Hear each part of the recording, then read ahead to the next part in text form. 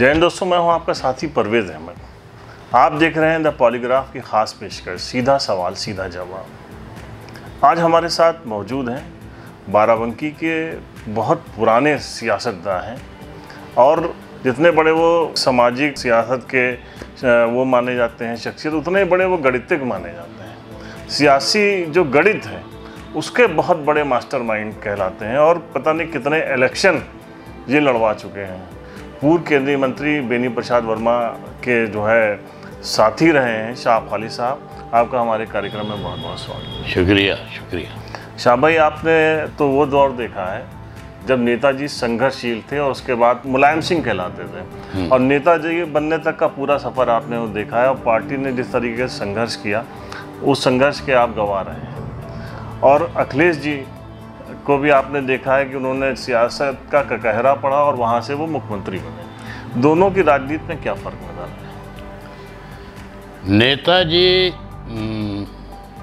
Doctor Lohia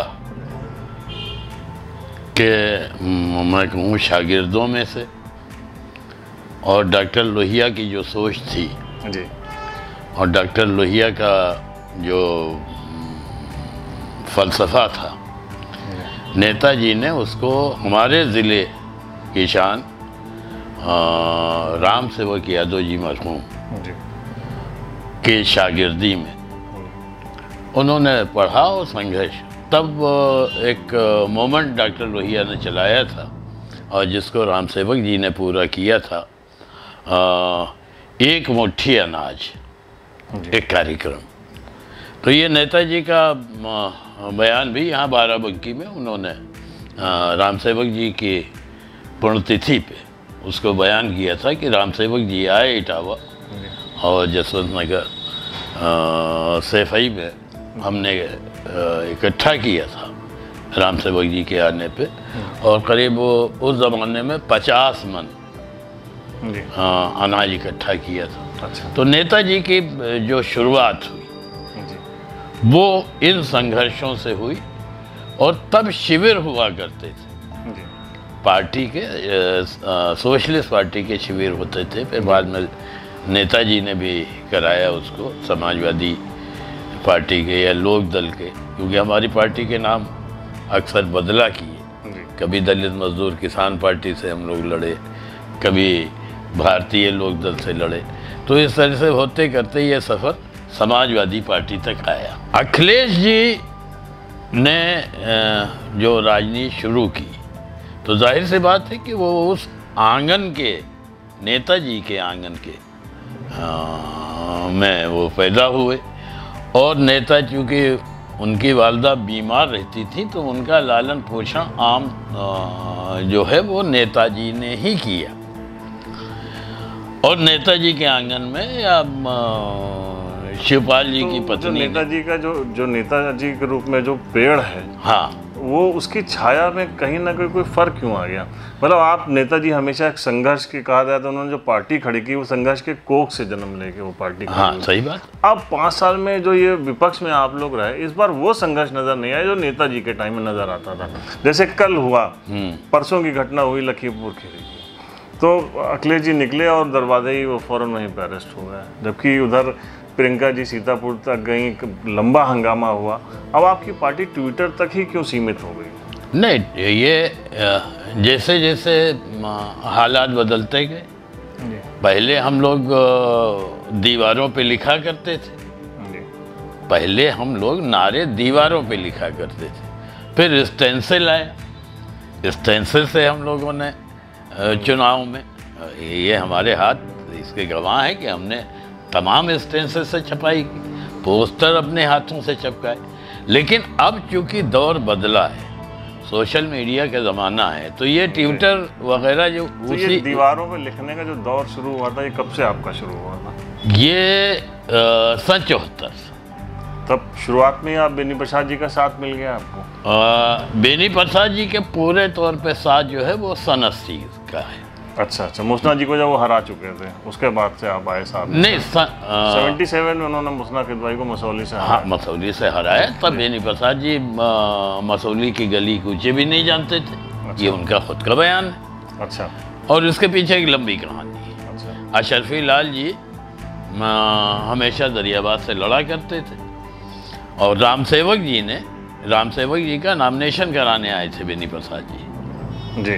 तो राम सेवक जी parliament हार चुके थे और रुदौली से एमएलए के चुनाव लड़ने जा रहे थे। ये अशरफी लाल जी के साथ आए थे उनके नॉमिनेशन में। तो राम सेवक जी ने कहा अशरफी लाल जी से कि भाई इसको लड़ाओ दरियाबाद से, इस बार तुम ना लड़ो। अच्छा। तो अशरफी लाल जी एक हिसाब से बेनी प्रसाद जी के राजनीतिक गुरु थे। अच्छा। नेता तो थे राम सेवक जी, लेकिन अशरफी लाल जी को बेनी प्रसाद जी ने 1 या 2 चुनाव लड़ाए, मुझे ठीक से याद नहीं। तो इस तरह से उनके संपर्क में आए। बस वही मेरा सवाल भी वहीं से शुरू होता है कि हाँ। आपने पूरा जीवन राजनीति को दे दिया। हाँ। और सुना है कि एक बार तो आपका नाम भी अनाउंस होने वाला था, कोई टीवी पे लिस्ट भी आ गई थी, एमएलसी आप बनने जा रहे थे, उसके बाद से आपका नाम हट गया। तो आपको कोई पद क्यों नहीं मिला, जबकि आप पूर्व केंद्रीय मंत्री बेनी वर्मा जी के सबसे खास माने जाते रहे? ये मेरे परिवार में भी ये सवाल होता है, मेरे बच्चे भी मुझसे ये सवाल करते हैं, मेरे दोस्त अहबाब भी ये सवाल करते हैं। बेनी प्रसाद जी वर्मा ने जब उनके कलम में ताकत आई जिस वक्त, तो एक वाक़या मैं याद दिला दूं कि 88 में ज़िला पंचायत के चुनाव हो रहे थे, जिसमें आलमोस्ट ये तय हो गया था कि गयासुद्दीन खिजवाई साहब जो हमारी पार्टी के सदर हुआ करते थे कि उनको ज़िला परिषद का अध्यक्ष बनाया जाएगा। लेकिन जब रिजल्ट्स आए, यानी प्रधानों से तब ज़िला पंचायत का मेंबर होता था और ब्लॉक प्रमुख और केन यूनियन के लोग जो उसके चेयरमैन होते थे, कोऑपरेटिव बैंक के चेयरमैन ज़िला परिषद के मेंबर होते थे, पदेन सदस्य होते थे, ये लोग चुनते थे। तो हमारे पास 18 की तादाद थी, यानी लोक दल के पास, जनता पार्टी के पास 7 लोग थे, कम्युनिस्ट पार्टी के पास 7 लोग थे और कांग्रेस के पास भी 16 या 17 लोग थे। तो उस वक्त ये हुआ कि लोकदल बड़ी पार्टी है और लोकदल को ही ज़िला पंचायत अध्यक्ष का मिलेगा। लेकिन तब जो राजनीति होती थी, मुखालफत भी टेक्निकल हुआ करती थी। जायसवाल जी ने बिल्कुल नहीं चाहा कि गयास मियाँ के होने का मतलब कि बेनी प्रसाद वर्मा, और बेनी प्रसाद वर्मा और जायसवाल जी के बीच 36 के आंकड़े थे, पूरी दुनिया जानती है जी। लेकिन कभी ऐसा महसूस नहीं होता था, जो दोनों जहाँ मिलते थे प्यार मोहब्बत से मिलते थे जी। तो जायसवाल जी ने उसमें एक तिकड़म फंसा दिया। तो तब रामचंद्र बख्श सिंह हुआ करते, कम्युनिस्ट पार्टी के पास भी 6 या 7 हुआ करते जी। तो उसमें रेवती रमन सिंह को मुलायम सिंह जी ने मीडिएटर बनाया, वो आए यहाँ। तो रेवती रमन सिंह ने पूछा और रामचंद्र बख्श सिंह भी चाहते थे गयास में, लेकिन चूँकि कम्युनिस्ट पार्टी के थे और देवनारायण सिंह के दोस्त भी होते थे और रोज़ाना शाम को उनके साथ एक ही मोहल्ले में रहते थे। तो जब रेवती रमन सिंह ने, मैं उनके साथ गया था रेवती रमन सिंह जी, तो उन्होंने पूछा कि आपकी पसंद कौन है अध्यक्ष में, तो उन्होंने कहा मेरी फर्स्ट चॉइस देवनारायण सिंह है और सेकंड चॉइस गयास मियाँ है। बेनी प्रसाद जी ने ये कहा था कि मेरी फर्स्ट चॉइस गयासुद्दीन खिजवाई है। जब जायसवाल जी से पूछने गए रेवती रमन सिंह, तो उन्होंने कहा कि भाई उनकी कौन सी चॉइस है बेनी प्रसाद की, उन्होंने कहा उनकी फर्स्ट चॉइस ये है, और कहने रामचंद्र बख्श सिंह की, तो उन्होंने कहा उनकी फर्स्ट चॉइस देवनारायण सिंह है और सेकंड चॉइस गयास मियाँ है। तो कहने इसके माने बेनी प्रसाद भी चाहते हैं सेकंड चॉइस उनकी देवनारायण सिंह है और फर्स्ट चॉइस गयास मियाँ है, और रामचंद्र बख्श सिंह की फर्स्ट चॉइस जो है वो देवनारायण सिंह है। तो रामचंद्र सिंह की फर्स्ट चॉइस और बेनी प्रसाद की सेकंड चॉइस को हम मान रहे हैं और इसी पे फैसला कर दीजिए। इतनी खूबसूरती से उन्होंने गयास मियाँ को काट दिया कि हम लोग रात 1-2 बजे तक हसी मियाँ पलरी के यहाँ बैठे रहे सर पकड़े कि ये क्या हो गया, और गयास मियाँ जायसवाल जी के यहाँ बैठे थे। नाराज हो गए थे। तो दूसरे दिन हम लेके अपनी स्कूटर से बेनी प्रसाद जी को गयास मियां की कोठी पे गए और उनको काफ़ी मनाया धनाया। तब वर्मा जी ने ये वादा किया कि मेरी कलम में जब ताकत आवेगी तो मैं आपको इससे बड़ा पद दे दूंगा, और ये मेरे सामने वादा था। फिर 89 का चुनाव हुआ, सरकार बन गई। तो जो एमएलए से एमएलसी चुना जाना था उसमें रामपाल वर्मा जी हो गए, और लोकल बॉडीज के जरिए उसमें गयास मियां को। और हाँ, लेकिन उस वक्त पूरी पार्टी ये नहीं चाहती थी, उस वक्त पूरी पार्टी मुझे चाहती थी, और ख़ास तौर से वर्मा जी की बिरादरी कुर्मी, चाहे वो चंद्रमौल हो, चाहे कपिल देव वर्मा हो, चाहे राधे श्याम जी हो, चाहे रामपाल जो एमएलसी बन चुके थे, उनके मुसलमानों में लड़ाना है तो छाप खाली। तब वर्मा जी ने हमसे कहा कि भाई आपने ये फैसला कराया था, आप बताइए, मैं भी चाहता हूँ कि आप हो जाओ, लेकिन इनको रोकना आपका काम है। तब मैंने इन सबको रोका, उनकी खुशामद की। चंद्रमौल जी नहीं माने, उन्होंने नॉमिनेशन फाइल कर दिया। फिर उनको रात में हमने मनाया, फिर उनसे विड्रॉल कराया। एक तो चांस तब मिला था मुझे, और वो ख़त्म हो गया। दूसरा चांस मुझे मिला जब 97 में इज्तिमा चल रहा था जी, और मैं उस इज्तिमा में था जी। वर्मा जी केंद्रीय मंत्री थे जी। और लोकल बॉडीज़ का चुनाव आ गया। एप्लीकेंट बहुत से थे लड़ने वाले, उसमें हकीमुद्दीन, राजेंद्र सिंह, ये सारे लोग थे जी। तो मौलाना मेराज भी अभी दुनिया चले गए, अलीम किजवई अभी जिंदा हैं, बयारे वाले ये भी थे वहाँ। वर्मा जी दिल्ली से आए और सीधे वहीं शुगर मिल पहुँचे। उन्होंने हमसे कहा कि आप चलिए यहाँ से और नॉमिनेशन फाइल कर दीजिए। तो हमने कहा भाई हम तो यहाँ वादा करके आए हैं कि हमको यहीं रहना है जी। मौलाना शरीफ साहब, तो अगर हम वहाँ चले जाए तो फिर ये इज्तिमा वाला मामला रह जाएगा, हमारा कमिटमेंट। मैंने उनसे कहा कि अभी प्रदीप बाबू चुनाव हार गए हैं, हैदरगढ़ से लड़े थे, और आपके और यादवों के दरमियान एक खाई है, और अब भी ये अफवाह फैलाई जा रही है जायसवाल जी की तरफ से कि देखो राम सेवक के भाई को हरा दिया। इसलिए मेरी राय ये है कि ये चुनाव आप जिता सकते हो, इसलिए प्रदीप बाबू, तब प्रदीप बाबू को हमने तैयार किया और प्रदीप बाबू हो गए। दूसरा चांस एक बार गयास मियां ले गए, एक बार प्रदीप बाबू ले गए। अब तीसरा चांस मेरा बना वहाँ जब दोबारा सरकार आई है, यानी 2003 वाली जी। तो जिसका आप जिक्र कर रहे हो कि उसमें नाम आ गया था और ये हो गया था, वो सही था। वर्मा जी ने नेताजी से, नेताजी मुख्यमंत्री थे, एक कहा था कि भाई अब हमको उनको एडजस्ट करना है, उनकी पूरी उम्र इसी में बीत गई। तो वर्मा जी के पीए थे बजरंग, उन्होंने मुझे फ़ोन किया कि भाई साहब मिठाई तैयार रखिए, बाबूजी घर से निकल चुके हैं और वहाँ पार्लियामेंट्री बोर्ड की बैठक चल रही है मुख्यमंत्री के यहाँ, वहाँ से सीधे आपके घर आएंगे। वहाँ पे अमर सिंह, और मुझे कहना नहीं चाहिए, मेरे बड़े करम फरमा आजम खान साहब जी, आजम खान साहब ने वहाँ वीटो लगा दिया, और अलीगढ़ वाले ख्वाजा साहब जो पहले भी एमएलसी थे उनको फिर से करा दिया। अच्छा ये बताइए साहब भाई, आपके बारे में बड़ा मशहूर है कि आप बेनी बाबू के बहुत करीबी रहे, साथ रहे, सब कुछ रहा, आपको कुछ मिला नहीं वो बात अलग है, लेकिन मूडी रहे। जब हुआ तो नाराज़ हो गए, छोड़ के चले गए, पार्टी छोड़ के चले गए, बहुत दूरियां बन गई, फिर करीब आए, फिर दूर। नहीं, पार्टी छोड़ के तो नहीं गया, पार्टी छोड़ के नहीं। 2002 वाला जब चुनाव आया तो सब लोग चाहते थे, मेरे पास बहुत से लोग आए, अरविंद सिंह गोप भी आए कि रामनगर से उनको टिकट दिया जाए, और सबको भरोसा यही था कि मैं कह दूंगा बाबूजी से मिलेगा। तो कहने कि अब की मैं मियाँ लोगों को नहीं लड़ाऊंगा, क्योंकि मियाँ लोग सब मुझे धोखा दे के गए हैं, चाहे फरीद हो, चाहे गयास हो, चाहे सरवर हो, जिसको जिसको भी हमने बनाया वो सब मुझको धोखा दे।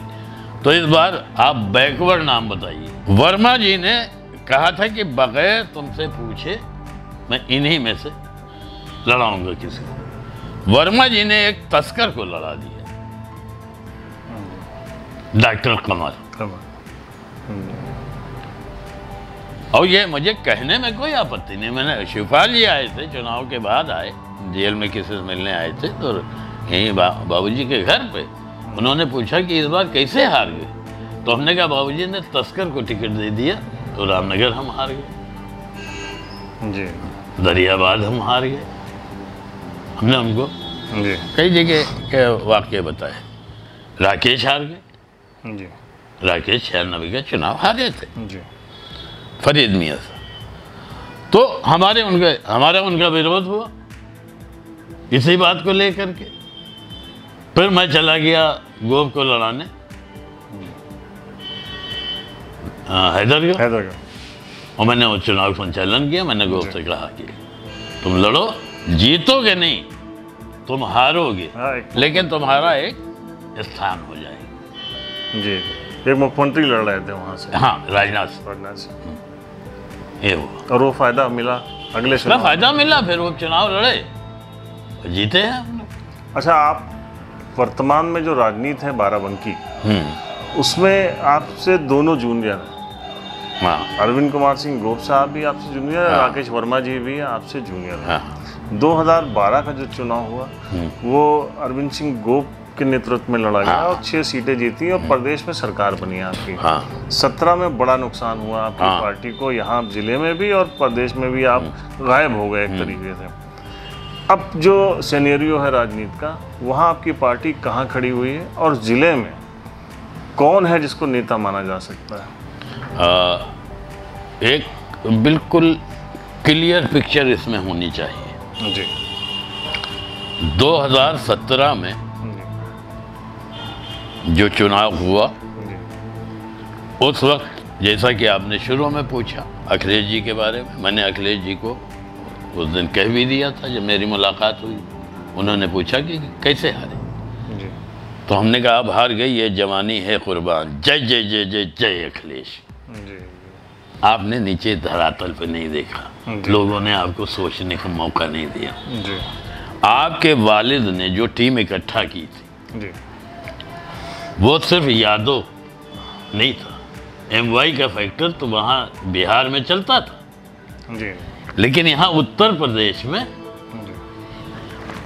बैकवर्ड्स, जिनमें यादव के साथ कुर्मी, मौर्य,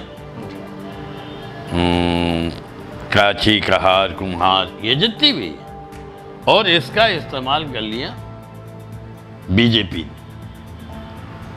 2017 में जितना भी बैकवर्ड, यानी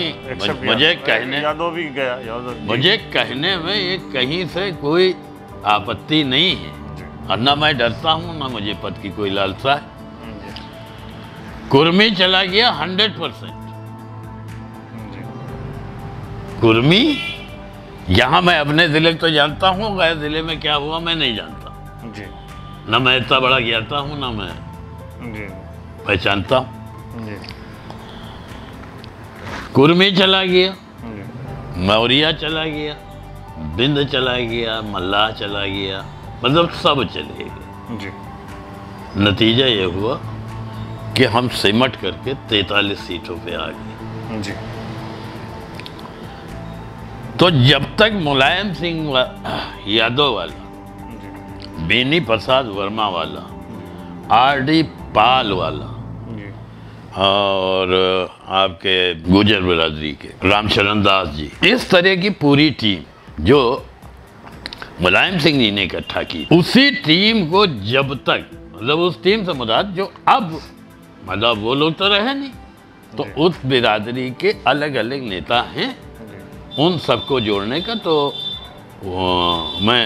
मैंने सलाह दी थी और अखिलेश जी उस पर अमल कर रहे हैं। रुदादे गम सुनाते जाइए, शर्त यह है कि मुस्कुराते जाइए। वाह। दुश्मनों से प्यार होता जाएगा, दोस्तों को आजमाते जाइए। बेशक। हमारे साथ शाह खाली साहब मौजूद हैं और बहुत ही बेबाकी से हर सवाल का जवाब दे रहे हैं, अपना जो सियासी अनुभव है वो भी साझा कर रहे हैं। तमाम तीखे सवालों का बखूबी जवाब दे रहे हैं। शाह भाई, एक कुर्मी, अभी आपने बताया ना कि बैकवर्ड में कुर्मी या यादव जो बाराबंकी थे हमेशा मिले हैं तो जीतते भी रहे हैं, लेकिन इनके बारे में बड़ा स्ट्रेटेजिकल ये वो वोटिंग करते हैं। कहा जाता है कि जब आप लोग बेनी वर्मा जी का उरूज था तब भी कहते थे कि रामनगर राम का और नवाबगंज संग्राम का और दरियाबाद राधे श्याम का। तो ऐसे अगर स्ट्रेटेजी इनकी रहेगी तो कैसे समाजवादी पार्टी को फ़ायदा होगा? ये सवाल आपका बहुत अच्छा है। बहुत ज़माने प्राइवेट सिटिंग में तो हमारी बात होती है, नेताओं से भी बात होती है, आम लोगों। कुर्मी बिरादरी दरअसल 2 हिस्सों में बटी हुई है हमारे ज़िले में जी। तो ये जो जिस पुरानी मसौली, जिसको आप कह सकते हैं मसौली, दरियाबाद, सिद्धौर और हैदरगढ़, ये है जयसवारा जी। जयसवार कुर्मी कहलाता है यहाँ। जी जी। बेनी प्रसाद जी खुद जयसवार। अच्छा। अब बैसवारा यहाँ से है, बाराबंकी सदर से ले करके और फतेहपुर और सीतापुर, महमदाबाद, ये सब बैसवारा है। तो जयसवारों में कोई लीडर नहीं हुआ। पहले लीडर निकले बेनी प्रसाद वर्मा। बैसवारों में लल्ला जी, सियाराम, राजलक्ष्मी, रामचंद्र बख्श सिंह, ये जितने जी लीडर्स हुए ये सब बैसवार हुए। बैसवार अपने आप को बड़ा कुर्मी समझता है। अच्छा। और जयसवार को वो कहता था हमेशा से कि ये लदेड़ कुर्मी। अच्छा। ये एक फर्क रहा। बेनी प्रसाद जी का असर जयसवार कुर्मी पे 100% जी और बैसवार कुर्मी पे 20%। जी। ये रहा। तो ये नारा कहाँ से निकला फिर? ये नारा अनंत राम जायसवाल जी और हमारे दोस्त सुभाष अग्रवाल मरहूम, जिनकी हत्या हो गई, जी जी, वो नए नारे गढ़ने में बहुत माहिर होते थे। अच्छा, वही हाल अभी इस वक्त भी मौजूद है। जैसे कहा जा रहा है, हाँ, आपका ही कार्यकर्ता जो है बहुत दुविधा में है, क्योंकि हर सीट पे जो है कई लोग जो है वो दावेदारी कर रहे हैं, और ख़ासकर रामनगर जो सीट है वहाँ पे अरविंद कुमार सिंह गोप साहब और राकेश साहब, दोनों लोगों की दावेदारी है। हाँ। उसको लेकर सबसे ज़्यादा जो दुविधा में है, असमंजस में है, वो आपका कार्यकर्ता है। तो ये क्या चुनाव में इससे नुकसान होगा, या ये आप लोग सुलझाएंगे तो इसका क्या फार्मूला होगा? ये कोई उलझी हुई गुत्थी नहीं है। अच्छा। मैं जो ये फार्मूला आपको बता रहा हूँ, इसका टेस्ट हो गया था, जिसका जिक्र अखिलेश जी, जो बेनी प्रसाद जी के पुण्यतिथि थी उस पर जब आए थे, तो उन्होंने अपनी तकरीर में आया कर दिया था, खोल दिया था उसको। ये जिसने ना सुना हो, ओपनली वो बोले थे कि जिस तरह से नेताजी और बाबूजी की जोड़ी थी, उसी तरह से मेरी और राकेश वर्मा की रहेगी, ये मैं आपको आश्वासन देता हूँ। राकेश को उन्होंने कहा कि आप रामनगर की तैयारी कीजिए। अच्छा। गोप को भी वो छोड़ना नहीं चाहते हैं, गोप को एडजस्ट, लेकिन प्रॉब्लम ये है कि गोप को बता देना चाहिए अखिलेश जी को। मैं अखिलेश जी को आपके माध्यम से कहना चाहता हूँ कि गोप को दुविधा में नहीं रखना चाहिए। और ये टेस्ट हो चुका था जैदपुर के उपचुनाव से, अगर आपको ध्यान हो जी, और उसका जिक्र भी अखिलेश जी ने किया था अपनी तकरीर में, कि बाबूजी ने कहा कि टिकट मुझे दे दो, एमएलए मैं तुमको दे दूं। गोप का योगदान है समाजवादी पार्टी। गोप ने जब वर्मा जी नहीं थे समाजवादी पार्टी में, राकेश वर्मा नहीं थे, तो गोप ने नेतृत्व प्रदान किया था समाजवादी पार्टी को। तो गोप को तो मैं एक सवाल, इसका जवाब आप ही दे सकते हैं। 2017 में जब रामनगर आए अखिलेश जी, तो उन्होंने कहा कि जो है ये वर्मा जी बाप बेटे के बीच में दरार पैदा कर रहे थे। अब किल जब आए उनकी पुण्यतिथि में, तो उन्होंने कहा कि मैं राकेश वर्मा के साथ चलना चाहता हूँ जैसे पहले वो चलते थे। तो क्या ये चुनाव या वो मौका दे के दोस्त बदले जाते हैं या बनाए जाते हैं? अब सियासत का वो मकाम नहीं रहा। मैंने आपको बताया ना कि पहले आप आदमी पहले कबूतरों के जरिए खत जाया करते थे जी। फिर पोस्ट कार्ड का दौर आया, अब मैसेजेस हो गए। उसी तरह से राजनीति, और राजनीति नाम की सुबह कुछ, दोपहर में कुछ, शाम को। बहुत अच्छी बात है। ये थे शाह खालिद साहब जिनसे हम बातचीत कर रहे थे। बहुत अच्छा लगा, आपने बेबाकी से जवाब दिया, अपना अनुभव हमसे साझा किया। शाह खालिद साहब, आप हमारे प्रोग्राम में आए, आपका बहुत बहुत शुक्रिया। शुक्रिया, बहुत।